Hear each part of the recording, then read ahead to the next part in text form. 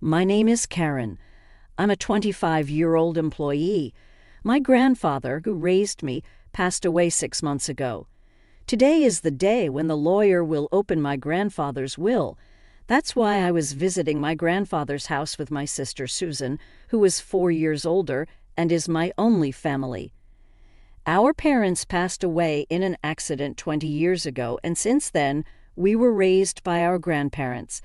Since my grandmother passed away from an illness a few years ago, my grandfather's spirits have been declining year by year, and he became frequently ill. Out of concern, I lived in an apartment near my grandfather's house and often went back to check on him. "You're a grown woman.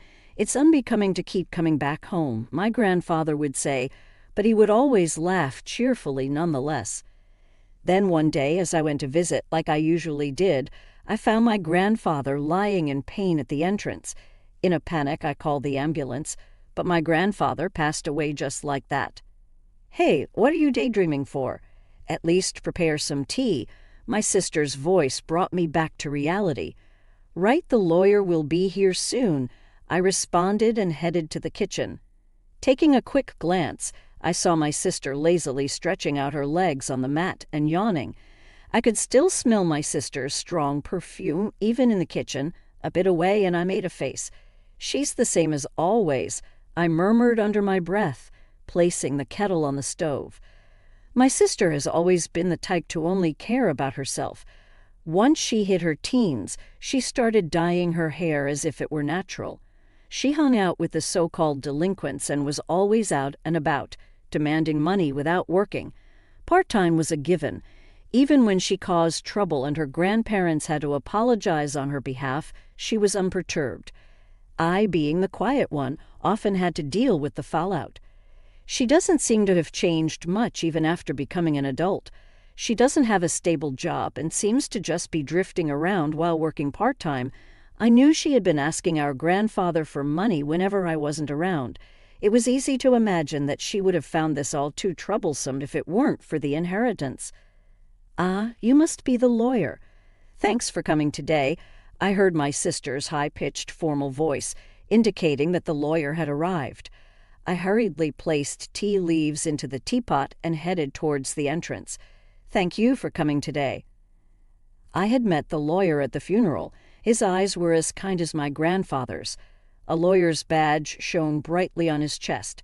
After offering incense in front of my grandfather's portrait, he took a sip of the tea I served and then took out my grandfather's will. It was entrusted to him by my grandfather while he was still alive. The content was as follows. My elder sister Susan was to inherit $20 million in cash, and I, the younger daughter, was to inherit this house and the land it sits on. Upon hearing this, my sister burst out laughing. $20 million in cash for the elder daughter and only an old house for the younger one. How hilarious! It's just right for someone as plain as you. "It's not just the house. There's also the land," I retorted, to which my sister laughed snidely. The value of this land in such a God-forsaken place is hardly surprising. I would have preferred cash. I guess Grandpa must have had a soft spot for me after all. I can't deny that I am a bit shocked. I felt a sense of emptiness saying it out loud. Even though I was being modest, verbalizing it felt like an acknowledgement. Wow, beautiful, and have money. Now she's the better victory. I shot Brian a side glance for his insensitive comment. Realizing his gap, he joked, "Your comfort means more to me than money, Karen." Brian has been my boyfriend since I started working. We met at a social event, and being of the same age, we clicked well. I've introduced him to my grandfather and my sister. While he hasn't proposed yet, I have been considering marriage. Today was our first date in the wild, and I ended up telling Brian about my inheritance. I suppose it was because I thought he would become my husband someday.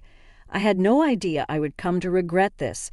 A few days later, I was visiting the family home I had inherited from my grandfather. I had intended to clean and sort out my grandfather's belongings. The property was large, but the house was modest. I figured I could manage it on my own and looked around the house and pondered. It's close to my workplace. Maybe I should move here. Living here leisurely with a cat doesn't sound too bad. There would be no rent to pay, and while there might be maintenance costs for deterioration, I have been working hard and saving, so it shouldn't be a problem. Maybe someday with Brian. Feeling embarrassed at the thought, I shook my head vigorously. I rolled up my sleeves to begin cleaning. Just then, I received a call. My sister's name appeared on my smartphone screen. "Sis, what's up?" "Hey, Karen, having fun all by yourself in that old house?" My sister seemed to be drunk. She always had a unique way of extending her words, but today it was particularly bad. "Since you're drinking, aren't you?" "It's still afternoon," I pointed out with a sigh, to which she exaggeratedly sighed back. "Oh, you're such a Miss Goody Two-Shoes." I was right, she had been drinking. "I was thinking about moving here eventually," I answered my sister's question, hoping to end the conversation quickly. "Really? I'm enjoying a suite in a luxury hotel right now." My sister raised her voice in a somewhat exaggerated way. "Guess who I'm with right now?" "I have no idea." "Boring. It's that kind of attitude that'll make Brian dislike you." "What?" "I'm sorry, Karen." I was flabbergasted when Brian's voice took over the line. The sudden intervention of Brian threw me off balance, dizzying question marks popping up in my head. But I resented my imagination. At this point, a disgusting imagination had been completed in my head. "Surprised, huh?" My sister's mean-spirited voice chimed in. "Ever since you introduced him to me, I thought Brian was quite a catch." She rattled off boastfully about how she had been attracted to Brian since I introduced him, how she knew where he worked because of me, and how she had approached him as soon as he left work. He came along readily when she asked, telling her that she was hundreds of times more attractive than me. I listened in stunned silence. "Karen, I'm really sorry." The next voice I heard was Brian's again. "Tell me it's a mistake." As I tried to utter words that wouldn't come, he spoke again. As a man, I had to take this opportunity. "What?" "I do feel bad about it, but come on. It's impossible to resist a beautiful woman who has $20 million, right?" The way he spoke, as if asking me to understand, drained my emotions away. I felt a cold sensation, like my blood was being drained from me. "You know what? I don't need a man like you." At my words, I could hear my sister laughing uproariously in the background. The voice on the phone changed back to my sister. "Well, that's how it is, and from now on, let's not consider ourselves sisters, okay? I wouldn't want you turning to me just because you're broke." With those words, she ended the call. Overwhelmed by emotions that had lagged behind, all I could do was cry out. 5 years have passed since then. I had a cat in my lap dozing off in front of my laptop. The cat was also purring contently in sleep. Today is my day off, but there is still a bit of work left from what I brought home. Oh no, this won't get the work done. I felt guilty, but I had to move the cat off my lap. Just as I reached out, my phone started to ring. An unfamiliar number was displayed on my smartphone. Thinking it could be work-related, I answered the call without any suspicion. "Hello." "Karen, long time no see." I instantly knew who it was and froze. The distinctive way of speaking was unmistakably my sister's. "It's you, Karen, isn't it? I can tell just from your initial hello. After all, I'm your big sister." 5 years had passed, which should make Susan 34. A smirk formed at the corner of my mouth at her unchanging way of talking. "You're just the same. By the way, I came home, and there's a hotel standing. Did you sell the house?" "That's none of your business." "Oh, come on. It's quite a grand hotel, huh? You must have made a good chunk of change, huh?" Getting fed up, I was about to end the call when she started to chatter about her current situation. According to Susan, she had blown through the inheritance in about 2 years.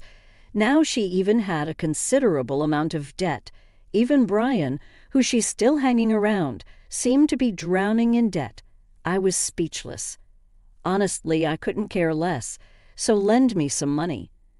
Against Susan's yelling, I answered calmly, "I've always wondered why Grandpa distributed his estate that way, but on the day you took Brian from me and cut ties, I understood." I started talking slowly. 5 years ago, when Brian broke up with me, I was crushed. After crying my heart out, I sat dazed in my room, staring into space. "I'm such a fool." As I murmured this, large tears began to spill again. My gaze fell on a painting I had made as a child and had gifted to my grandfather. He had framed it and kept it hanging lovingly. Rising unsteadily, I picked up the painting. "Grandpa." When the feelings of nostalgia and loneliness welled up and tears started to come, I felt something drop from the back of the frame. Picking it up, I saw it was a fresh sheet of notepaper addressed to me. I remembered how, when I was little, I used to stick notes on the back of this frame and exchange secret messages with my grandfather. It was like a family journal, really. Knowing that I was to inherit the house, he probably figured I'd find this note. I'm glad I noticed. I shuddered at the thought that I might have left it unnoticed. To Karen, the date on the letter was just before my grandfather passed. "I knew you'd definitely notice this letter. Right now, you're probably wondering why I distributed my estate in such a manner. Cash to your sister and an old house and land for you. It may seem like I favored Susan, but that's not the case. Despite any claims of favoritism, I wanted to leave most of my estate to you, who cared for me till the end." I finally understood what had been bothering me. No matter what, Grandpa thought more of me, huh? I'm sure I was deeply hurt by Susan's words at that time. Despite having loved my grandfather more, a kind of jealousy, I continued to read the letter. But Susan would not be satisfied with a regular division. This child, even as her grandfather, I must admit she's terribly greedy. "Exactly, Grandpa. She even took my boyfriend from me. That's what I want to tell him in my heart. That's why I arranged it." This way, if at first glance Susan appears to have received the better deal, she won't pay attention to your share. According to Grandfather's letter, the value of this land in our area is continuously increasing due to ongoing urban development. As of the time I'm writing this, it's not worth Susan's $20 million yet, but the value of this land will surely increase in the future. When I read this far, my eyes widened in surprise. You can live here if you're attached to it, or you can sell it when its value rises enough to make a good profit. All I want is for you to be happy. When I finished conveying the content of the letter, Susan clicked her tongue and said, "Hag." I lived in that house for a while, but when my marriage was settled, I decided to sell the house just like Grandfather's letter said. The land value had risen enough anyway, on never lending you money. Susan seemed frustrated, but as if she had a good idea, she said this, "Right, if you want, I can give Brian back to you. So help your sister. It's a good deal, right?" At this moment, I heard something snap inside of me. Enough is enough. You've been taken care of by Grandpa, and yet you haven't shown a hint of gratitude. I despise you for that, and you're not my sister anymore. And besides, I'm already married. I don't need Brian, and I don't even want to see his face. Stay out of my life for good. I said what I needed to say and hung up. I quickly set up call blocking, and my cat on my lap was cowering on the bed. I quickly picked up my cat and said, "I'm sorry." After that, it seems Susan contacted Brian, and they both stormed into our old house. Did they try to return Brian to me? There's a respectable end there now, but they must have misunderstood something and were shouting that they were my relatives, even though I just sold the land and had nothing to do with it. It's simple for those two. I sold the land, and an end was built equals I must be the owner of the end. Of course, the staff reported to the police. The two of them were arrested because they had destroyed several items in the end. Furthermore, it was discovered that they had been committing marriage fraud for money in the past. Seems they'll be sent to prison together. I was also questioned by the police, but I was able to prove that I had no involvement quickly as we were estranged and was released. As my husband, who came to pick me up, and I were walking through the station, we heard screaming and turned our gaze. And there were Susan and Brian, who looked completely different. Fortunately, they didn't notice us. Both of them had messy hair, worn-out clothes, and looked nothing like the two people I remember. Especially Susan, who never skipped her makeup and fashion, looked even more different. They were probably being moved into a different location. As I watched the two of them filled with a sense of melancholy, my husband and I locked eyes. I grabbed the hand he extended, and we left the police station. "Are you okay?" My husband, always concerned, looked at me with gentle eyes. "I'm okay. I have you and this little one." I touched my fairly noticeable belly and smiled back. In my belly, a new member of our family is growing. Money is important, but there's something even more valuable. That's what I want to teach our child with my husband by my side.